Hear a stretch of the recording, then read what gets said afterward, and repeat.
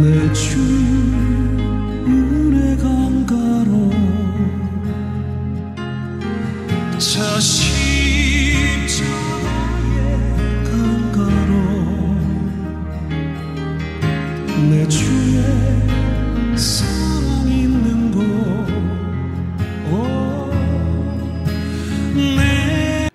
사도신경 우리 신앙이 하나인 것을 고백하겠습니다. 나는 전능하신 아버지 하나님 천지의 창조주를 믿습니다. 나는 그의 유일하신 아들 우리 주 예수 그리스도를 믿습니다. 그는 성령으로 잉태되어 동정녀 마리아에게서 나시고 본디오 빌라도에게 고난을 받아 십자가에 못 박혀 죽으시고 장사된 지 사흘 만에 죽은 자 가운데서 다시 살아나셨으며 하늘에 오르시어 전능하신 아버지 하나님 우편에 앉아 계시다가 거기로부터 살아있는 자와 죽은 자를 심판하려 오십니다. 나는 성령을 믿으며 거룩한 공교회와 성도의 교제와 죄를 용서받는 것과 몸의 부활과 영생을 믿습니다. 아멘. 찬송가 242장, 우리 242장입니다.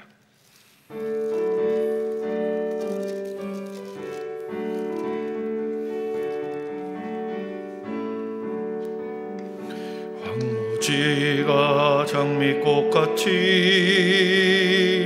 피는 것을 볼 때에 구속함에 노래 부르며 거룩한 길 다니리.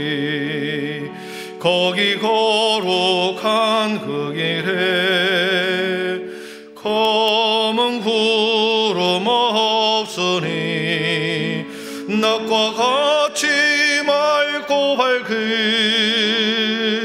거룩한 길 다니리. 하나님의 아름다움과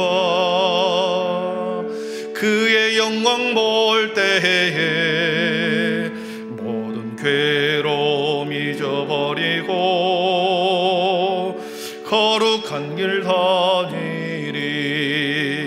거기 거룩한 그 길에 검은 구름 없으니 낮과 같이 맑고 밝은 거룩한 길 다니리. 마른 땅에 샘물 터지고 사막에 물 흐를 때 기쁨으로 찬송 부르며 거룩한 길 다니리.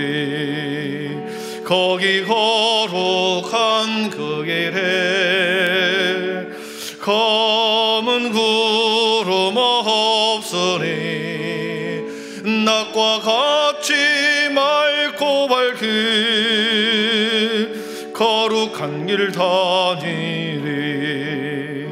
거기 악한 짐승 없으니 두려울 것 없겠네. 평안함과 즐거움으로 거룩한 길 다니리. 거기 거룩한 그 길에 검은 구름 없으니 낮과 같이 맑고 밝은 거룩한 길 다니리. 거기 죄인 전혀 없으니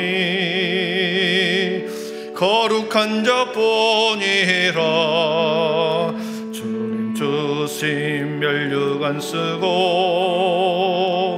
거룩한 길 다니리.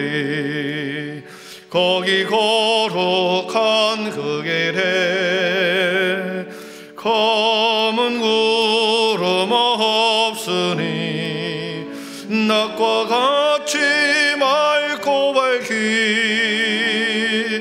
거룩한 길 다니리. 아멘. 제가 기도드리겠습니다. 하나님의 아름다움과 그의 영광 볼 때에 모든 괴로움 잊어버리고 거룩한 길을 다니리. 마른 땅에 샘물 터지고 사막에 물을 흐를 때 기쁨으로 찬송 부르며 거룩한 길을 다니리. 사랑의 하나님, 찬양의 가사가 우리 모든 믿음의 성도들의 고백이 되게 하여 주옵소서. 하나님의 거룩한 길을 걸어가다가 하나님의 아름다움을 보게 하시고, 마른 땅에서 샘물이 터지고 주님은 사막에 물을 흐르는 놀라운 기적을 경험하게 하여 주옵소서. 주님, 우리의 삶은 날마다 무너지고 쓰러지고 아버지 하는 수많은 환경으로 인하여 어찌할 바를 모른 혼돈의 시대를 살아갑니다. 그러나 거룩한 길을 똑바로 걸어가는 믿음의 눈과 믿음의 결단력을 가지고 하루하루 주님의 제자로 살아가게 하여 주시옵소서. 오늘도 주의 말씀으로 들어가는데 우리의 모든 죄악들이 있다고 한다면 주님의 거룩한 보혈의 피로 우리를 씻겨주셔서 주님의 지성소로 들어가는데 모든 걸림돌을 제하여 주시옵소서. 3일 밤도 우리에게 허락하셨고 주님이 예비한 은혜로 우리에게 베푸실 은혜를 기대하며 오늘도 우리의 겸비한 마음을 갖습니다. 성도, 우리 모든 믿음의 성도 한 사람 한 사람이 오늘도 말씀하여 주옵소서. 주의 종들이 듣겠나이다. 사무엘의 고백이 우리의 고백이 되게 하여 주셔서 오늘도 또 3일 동안 더 힘차게 살아가도록 힘과 능력을 더하여 주시옵소서. 예수님의 이름으로 기도드리옵나이다. 아멘.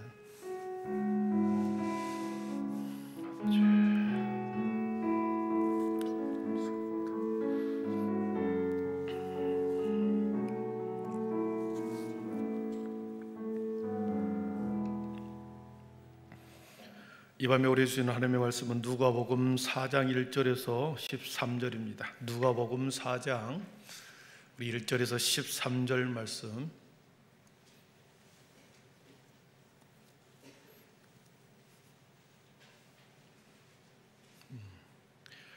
누가복음 4장 1절에서 13절 말씀까지 제가 봉독해 올리겠습니다. 예수께서 성령의 충만함을 입어 요단강에서 돌아오사 광야에서 40일 동안 성령에게 이끌리시며 마귀에게 시험을 받으시더라. 이 모든 날에 아무것도 잡수시지 아니하시니 날수가 다함에 줄이신지라. 마귀가 이르되 내가 만일 하나님의 아들이거든 이 돌들에게 명하여 떡이 되게 하라.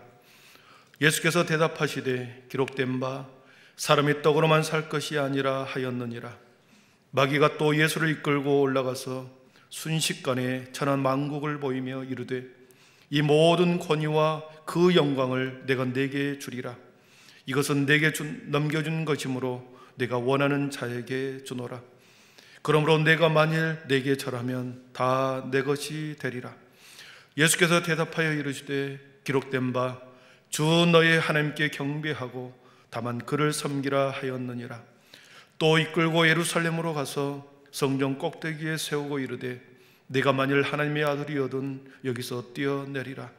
기록되었으되 하나님이 너를 위하여 그 사자들을 명하사 너를 지키게 하시리라 하였고 또한 그들이 손으로 너를 받들어 내 발이 돌에 부딪히지 않게 하시리라 하였느니라.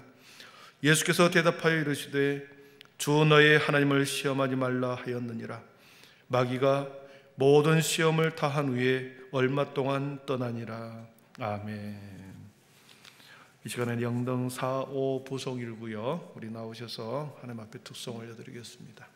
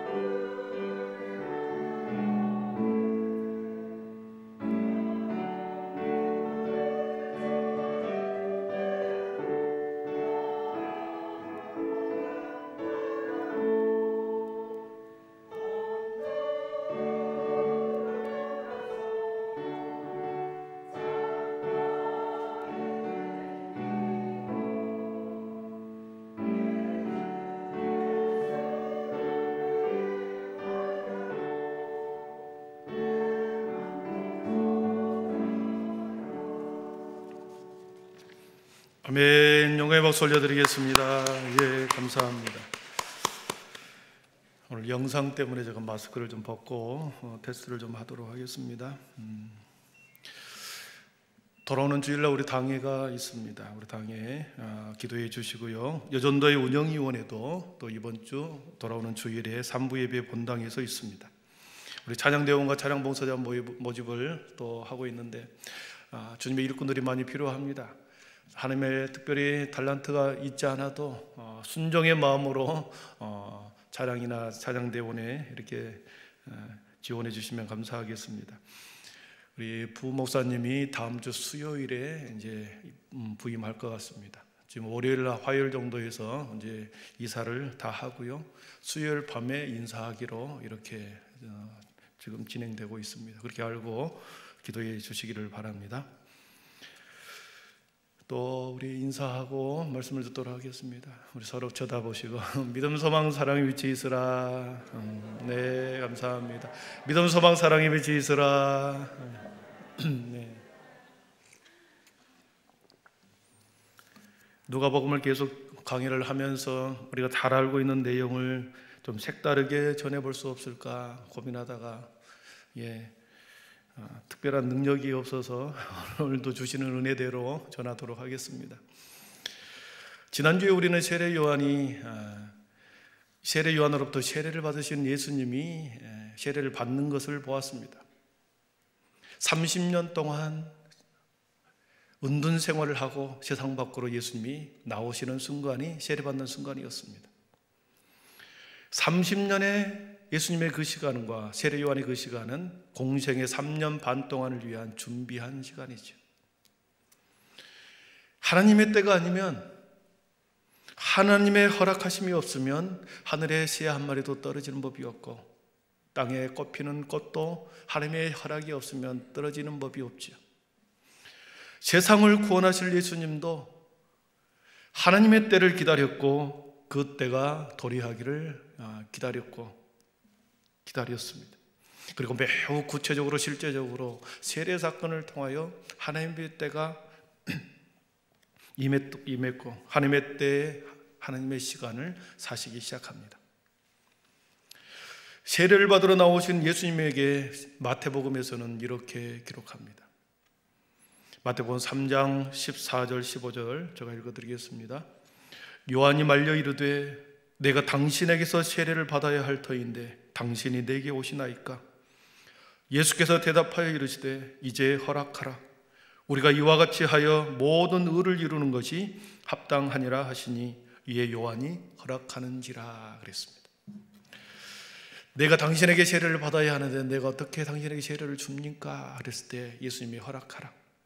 모든 의를 이루기 위해서 허락하다. 알다시피 세례는 죄인들이 받는 거 세례가 아닙니까? 세례를 통하여 우리의 옛사람은 죽고 우리의 새로운 예수 안에서 새 사람이 되었다라고 하는 표시가 세례지요. 그래서 죄인들이 받는 게 세례입니다. 그러나 예수님은 우리가 알다시피 죄가 전혀 없으시고 흠도 티도 없으신 분이 예수님이시죠. 그럼에도 불구하고 세례를 받으십니다. 오늘 예수님의 세례 사건은 두 가지 큰 의미가 있습니다. 첫 번째는 가장 낮은 자리로 내려가는 겸손의 출발점이었습니다. 물 아래로 예수님이 깊숙이 내려가시면서 이 땅에서 가장 존귀하신 분이, 하늘의 권세를 가진 예수님이 가장 낮은 자리로 인간이 되어 내려온 사건입니다. 인간의 모습으로 내려오지 않았으면 제물이 될 수 없었고, 그리고 세상의 모든 사람을 가장 낮은 곳으로 내려가지 않았다고 한다면 세상의 모든 사람을 구원할 수가 없었기 때문에 인간의 몸을 입고, 그리고 주님이 공생에 시작하기 전에 가장 낮은 자리, 세례의 자리, 죄인들이 받는 그곳까지 우리 주님은 내려가셨습니다. 가장 낮은 자리로 내려가서 전대받고 인정받지 못하고 무시당하는 당시의 고아와 과부와 나그네들을 위해 구원하기 위해서 우리 주님이 공생의 출발점 삼에서 가장 밑으로 내려간 사건이 세례의 사건입니다. 여러분, 예수님의 공생의 사건이 끝날 때는 어떻습니까? 3년 반에 다 끝나고 예수님이 마지막으로, 예수님은 자신의 마지막으로 어떻게 예수님은 끝내십니까? 죽으시죠. 십자가에서 죽으심으로 공생애를 끝납니다. 죽음이라고 하는 것은 모든 인간이 건너야 할 터널입니다. 모든 인간들이 반드시 걸쳐야 하는 순간이 죽음이죠. 가장 캄캄하고 가장 최후의 인간의 낮은 자리, 캄캄한 낮은 자리로 내려가는 것, 죽음의 무덤입니다. 공생애 끝날 때 예수님께서는 가장 낮은 자리, 무덤의 자리까지 내려가셨습니다. 그러니까 공생애 시작할 때 세례 사건을 통하여 가장 밑으로 내려가셨다가, 그리고 거기에서 모든 인류를 다 품어내시고, 그리고 마지막에 예수님께서 가장 낮은 자리 무덤까지 다시 내려가셔서 세례와 죽음을 연결시켰습니다. 무덤에 머물러 인간의 모든 활동을 끝내고 마침내 부활하신 주님은, 여러분, 부활 사건은 하늘의 권세, 하늘의 아들이라는 것을 다시 회복한 순간이 부활의 순간이죠. 인간은 어떤 사람도 살아날 수가 없습니다. 그러나 예수님은 하나님의 본체에 있었기 때문에, 성자 예수님이 하나님의 본체에 있었기 때문에 살아나신 그 부활의 사건, 하늘 왕권의 주인이심을 나타내는 것이 부활 사건인 거죠. 이처럼 세례 사건을 통하여 가장 낮은 자리로 내려가서 모든 인류를 품어내고, 그리고 거기서 첫 출발을, 공생애를 시작하십니다. 그래서 세례의 첫 번째 사건은 가장 겸손의 출발점이었다, 그 의미가 있습니다. 그리고 두 번째는 지난주에 우리가 보았듯이 하나님의 허락, 인증과 확증의 순간입니다. 예수님께서 세례 요한에게 그렇게 말하죠. 이제 허락하라. 우리가 이와 같이 하여 모든 의를 이루는 것이 합당하다. 이제 허락하라. 마치 세례 요한이 예수님을 허락하여 세례를 준 것처럼 보이는데, 예수님의 길을 예비하시는 세례 요한을 통하여, 선지자 세례 요한을 통해서, 그 절차를 통해 공생의 출발을 하나님 앞에 인증받고 확증받는 순간이 세례 사건입니다. 세례를 받고 물에서 올라오실 때 성령의 비둘기 같은 것이, 성령의 비둘기 같이 예수님 위에 임하였다 그랬습니다. 여러분, 이것은 하나님의, 예수가 내 하나님의 아들이라는 것을 증명하는 표시죠.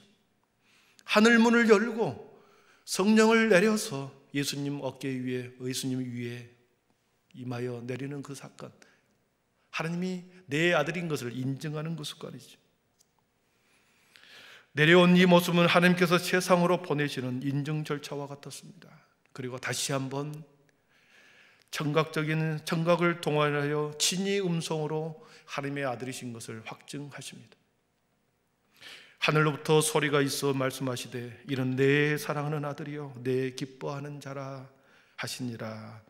다시 하나님이 자신의 아들인 것을 확증하는 사건, 내 사랑하는 아들이고 지금 세례받고 있는 이 사람이 내 사랑하는 아들이요 기뻐하는 자다, 확증하는 순간이 세례의 사건이죠.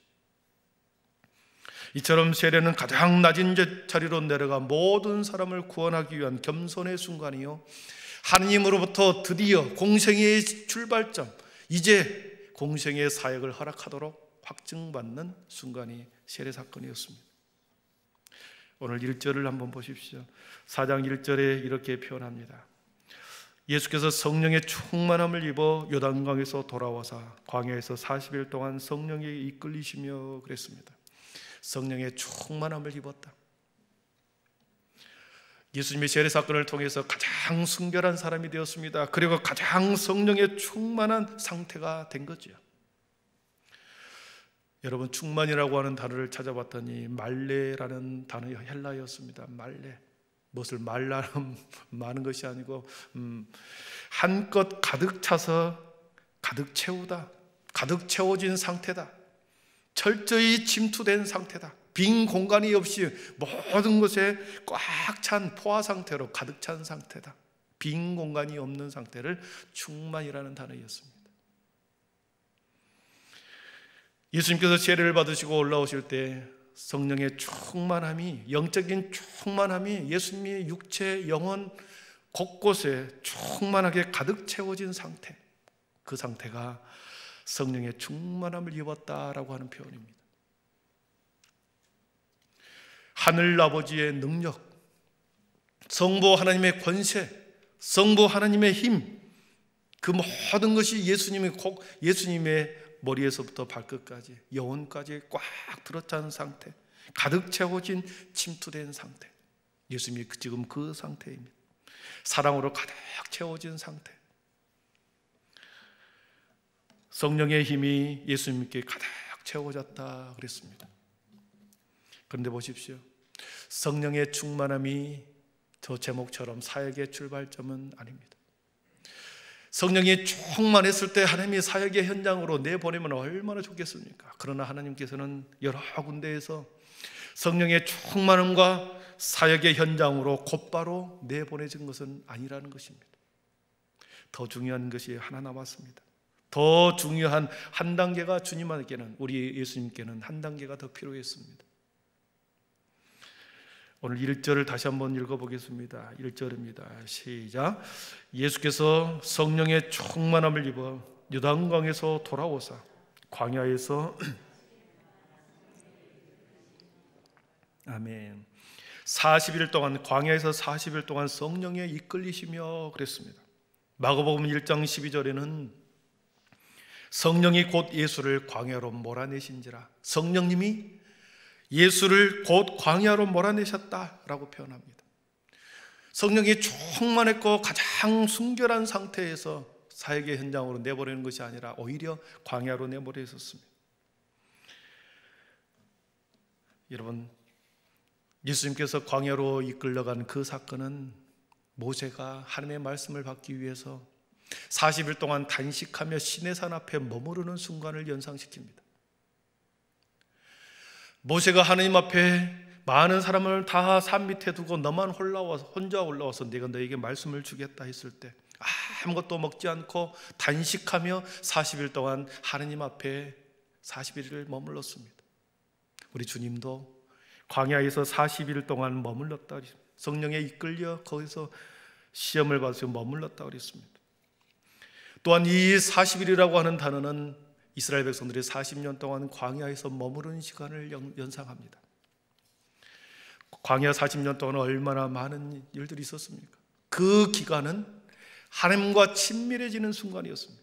모세가 하나님의 말씀을 받기 전에 시내산 꼭대기에서 하나님 앞에 머물러 있던 그 순간은 하나님과 하나 되는 순간이요, 하나님과 친밀한 시간을 갖기 위해서 모세가 40일 동안 단식했고, 하나님께서는 이스라엘 백성들을 40년 동안 그렇게 광야에서 하나님과 하나 되기 위한 친밀해지는 시간으로 보내기 위해서 40년을 그렇게 광야에서 보내게 한 것이었습니다.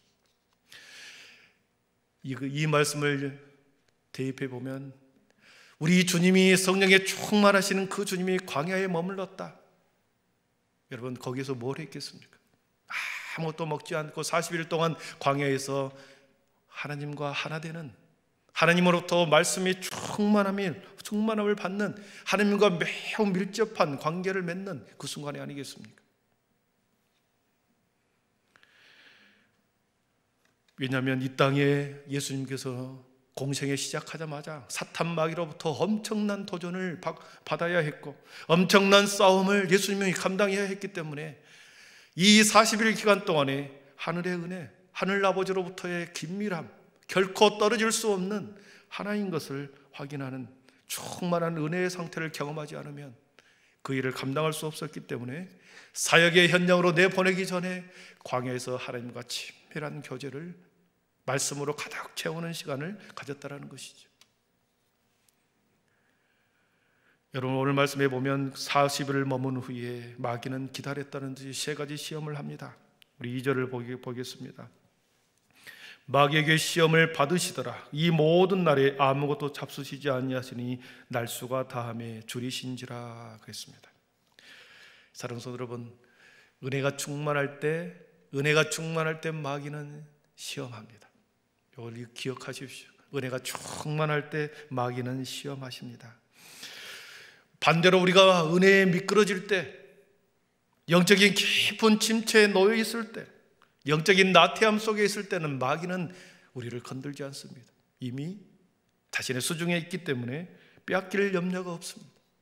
그러나 성령의 충만함, 성령의 은혜를 간절히 사모하는 그 순간에, 은혜가 충만하려고 할 그때에 우리 마귀는 우리에게 영적인 도전을 해오고 시험합니다.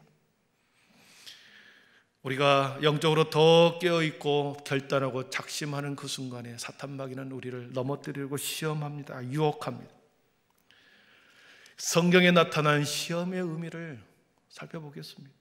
성경에 나타난 시험의 의미는 세 가지입니다. 영어에서는 우리나라 말로는 시험이라는 이 단어 속에 영어는 분명히 세 가지로 확실하게 구분하고 있습니다. 먼저 시험, 테스트라고 하는 단어이죠. 이 테스트라고 하는 이 시험은 더 나은 방향으로, 하나님의 백성들이 더 나은 방향으로 이끌어가기 위해서 일종의 훈련이요, 테스트요, 믿음의 연단을 의미합니다. 마치 하나님께서 아브라함에게 너희 아들 이삭을 바치라 하는 그 시험을 말하는 겁니다. 창세기 22장 1절을 한번 같이 읽어보겠습니다. 우리 같이 읽어봅니다. 하나님이 아브라함을 시험하시려고 그를 부르시되 아브라함아 하시니 그가 이르되 내가 여기 있나이다. 아멘. 하나님이 아브라함을 시험하시라고, 여기서 이 시험은 테스트라는 걸 확실하죠. 하나님이 아브라함을 시험하시려고 더 큰 믿음으로, 더 큰 믿음의 연단을 주기 위해 테스트하는 것입니다. 시험의 테스트에 합격할 때 우리는 더 큰 은혜와 복을, 더 큰 믿음의 복을 받는 것을 우리는 알 수 있습니다. 아브라함이 모든 인간들 중에서 가장 큰 테스트를 합격했기 때문에 그를 모든 민족의 조상이요, 그리고 믿음의 조상으로 우리는 표현합니다. 사랑하는 성도 여러분, 하나님은 지금도 우리를 테스트하고 계십니다. 저와 여러분을 테스트하고 계시죠. 믿음의 더 큰 연단을 위하여 저와 여러분의 마음을 우리 하나님은 달아보시는 것입니다. 왼손에 보화를 들고 뒤에 감추고, 왼손을 감추고 오른손에는 빈손을 내어서 나에게 줄 수 있냐? 이렇게 하는 것과 같습니다. 그런 테스트를 통하여 우리의 믿음을 달아보신다는 거죠. 두 번째는 시험이 트라이얼이라는 단어가 나옵니다. 트라이얼. 능력 따위를 시험하는 것을 말합니다. 그 사람의 역량이 어떤 것인지, 역량을 알 수 없기 때문에 역량을 테스트해 보는 거죠. 그 사람의 능력이 있는지 없는지를 테스트하는 것을 트라이얼이라고 합니다. 이 단어는 광야에서 하나님이 이스라엘 백성들을 계속 시험할 때 쓰는 단어였습니다. 우리 한번 신명기 8장 2절을 같이 읽어봅니다. 내 하나님 여호와께서 이 40년 동안에 내게 광야길을 걷게 하신 것을 기억하라. 이는 너를 낮추시며 너를 시험하사 내 마음이 지키지 않는지 알려 하심이라. 아멘. 너를 낮추시며 너를 시험하사 내 마음이 어떠한지, 그 명령을 지키는지 지키지 않는지 알려 합니다. 광야에서 시험을 통하여 하나님의 말씀을 준행하는지 안 준행하지 않는지를 계속해서 테스트하는 거죠. 그래서 광야길에 하나님께서는 물을 주지 않습니다. 테스트를 하는 거죠. 그리고 밥 먹을 것을 주지 않습니다. 자신의 백성들을 험난한 곳으로 계속 몰아갑니다. 주위의 인접국가로 하여금 전쟁을 치르게 하여 코너로 몰아넣습니다. 그럼에도 불구하고 말씀에 순종하는지 하나님이 테스트하는 겁니다. 계속해서 어려움을 주고 먹지 못하게 하고 마시지 못하게 하고 고난을 주는 거죠. 그럼에도 불구하고 순종하여 말씀대로 살아가는지 안 살아가는지 계속 테스트하는 것이 트라이얼이었습니다. 오늘도 하나님은 저와 여러분의 믿음의 성도들을 트라이얼 하십니다. 인생의 환난의 파도를 주어서 우리를 테스트합니다. 우리를 시험합니다. 육체의 아픔을 통하여, 오랜 고통의 시간을 통하여 우리들에게 하나님을 믿는지 안 믿는지 트라이얼을 하십니다. 곡식 창고에 쌀이 떨어지는 지독히 가난한 터널을 지나가게 하면서 그럼에도 불구하고 하나님을 배반하지 않고 나를 믿는지 안 믿는지 트라이얼을 하십니다. 이 시험을 이겨낼 때 마침내 요단강을 건너게 됩니다. 그리고 가나안 땅에 들어가는 거죠. 테스트에 통과하면 아브라함의 축복을 받는 것처럼 이 트라이얼이라는 단위에 통과하면 요단강을 건너게 되고 가나안 땅에 들어가는 복을 이스라엘 민족이 받았습니다. 그리고 마지막 세 번째 시험이라는 단어는 유혹, 템테이션이라는 단어죠. 오늘 성경에 말한 유혹입니다. 마치 보디발의 아내가 요셉을 유혹할 때 쓰는 그 단어였고, 오늘 사탄 마귀가 예수님을 시험하는 단어, 템테이션이었습니다. 이 단어는 죄를 짓도록, 하나님께 멀어지도록 하는 것입니다. 시험하는 겁니다. 하나님은 우리를 어떤 경우에도 유혹하지 않습니다. 템테이션 하지 않습니다. 오직 사탄과 마귀만이 이 시험, 유혹을 합니다. 오늘 본문의 말씀해 보니까 세 가지를 유혹합니다. 돌이 떡이 되게 하여 너의 주림배를 채워라. 유혹하는 거죠. 천하만국을 보여주며 내게 절하면 모든 권위와 영광을 주리라. 절하라고 말합니다. 템테이션 하는 거죠. 성전 꼭대기에 세우고 내가 하나님의 아들이면 떼어내 보여라. 하나님이 너를 사뿐히 받아줄 것이다. 사탄이 템테이션 하는 거죠. 오늘 말씀 13절을 우리 한번 읽어보겠습니다. 13절입니다. 13절 다 같이 한번 읽어봅니다. 시작. 마귀가 모든 시험을 다한 후에 얼마 동안 떠나니라. 아멘. 이 단어를 영어에서 찾아보니까 모든 시험을 다한 후에 all the temptation이다 그랬습니다. 예, 우리 장로님이 읽어주셔야 되는데 제가 읽어보겠습니다. And when the devil had ended all the temptation, he departed from him for a season. 이렇게 되어 있습니다. All the temptation이다 그랬습니다. 모든 시험이라는 단어를 영어 성경에 보니까 킹 제임스 버전, NIV, 그리고 네이스비 모든 성경에는 템테이션하고 기록되어 있습니다. 예수님을 넘어지게 하고 쓰러뜨리게 하고 죄를 짓도록 유혹하는 것, 이것이 사단 마귀가 유혹하는 시험이었습니다. 예수님은 이 세 가지 유혹을, 시험을 말씀으로 물리치신 거죠. 그렇습니다. 사단의 유혹과 사단의 시험은 말씀 외에 그 어떤 것으로 이길 수 없는 겁니다. 그래서 말씀으로 무장되지 않으면 언제든지 우리는 사단의 유혹과 마귀의 템테이션에 우리는 넘어갈 수밖에 없습니다. 그래서 우리는 이 시대를 살아내기 위해서는, 사단의 유혹을 이겨내기 위해서는 다시 복음으로 우리는 무장해야 합니다. 여러분 믿습니까? 말씀을 정리합니다. 성령 충만과 시험은 언제나 함께 갔습니다. 성령의 은혜가 충만한 장소에서, 성령의 은혜가 충만한 그곳에서는 언제나 사단의 역사도 크게 작용했습니다. 귀신들이 먼저 알아보고 도전해 오는 거죠. 성령이 충만한 기도원에 가보면 수많은 귀신들이 그곳에 더 많이 있습니다. 2019년에 우리 교회에 엄청난 도전이 왔었죠. 새벽 기도회를 인도하는데, 제가 여기서 기도 인도하는데 귀신 들린 여자가 여기에 올라와가지고 옆에 서가지고 모르시죠? 그런 적이 있었습니다. 그 새벽 기도회에 그 여인을 쫓아냈더니 다음날 또 다른 여인이 와서 귀신 들린 여자가 우리 교회에 또 왔습니다. 3명이 우리 교회에 들어왔습니다. 그러나 지금은 오지 않습니다. 은혜가 떨어졌다는 것이 아니고 떠나간 거죠. 우리들이 새롭게 믿음을 세우고 하나님의 말씀에 순종하기로 다짐하는 그 순간부터 사단 마귀는 먼저 알고 찾아옵니다. 성령 충만과 마귀의 시험은 언제나 함께 온다는 것을 여러분 기억하십시오. 우리의 믿음의 연단을 통하여 특별히 하나님이 주시는 시험, 하나님이 주시는 테스트에 잘 통과하시기를 축복합니다. 아무쪼록 올 한 해 동안 복음으로, 말씀으로 무장하여 사단 마귀가 유혹하는 모든 것을 영적인 시선으로 바라보여 물리치고 뛰어넘어 하나님의 시험에 합격하는, 그래서 큰 은혜를 경험하는 저와 우리 모두가 되기를 축복합니다. 기도하겠습니다.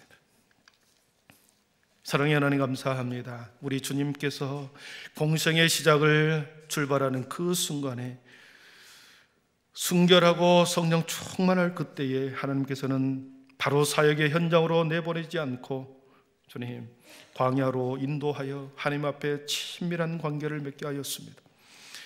앞으로의 다가올 수많은 도전을 능히 이겨내기 위해서 하나님의 능력, 하나님의 힘, 하나님의 권세를 하나님으로부터 부여받기 위해 함께 40일을 광야에 머무는 것을 보았습니다. 그로 인하여 주님께서는 모든 시험과 능력을 능히 하나님의 은혜로, 하나님의 권세로 물리치는 것을 보았습니다. 하나님, 우리가 다시 복음으로 무장하지 않으면 어느 순간에 우리는 사탄의 유혹을 받게 될 것이요, 하나님이 우리를 테스트한다라고 하는 그 사실을 잊어버릴 것이요, 그것을 깨닫지 못하게 될 것입니다. 하나님, 우리가 날마다 깨어있게 하시고 말씀으로 무장하게 하여 주시옵소서. 그래서 하나님의 어떤 시험, 테스트든 트라이얼이든 템테이션이든 능히 이겨나가는 하나님의 귀한 종들이 되어 올 한 해 큰 은혜를 경험하는 우리 모두가 되게 하여 주시옵소서. 예수님의 이름으로 기도하옵나이다. 아멘.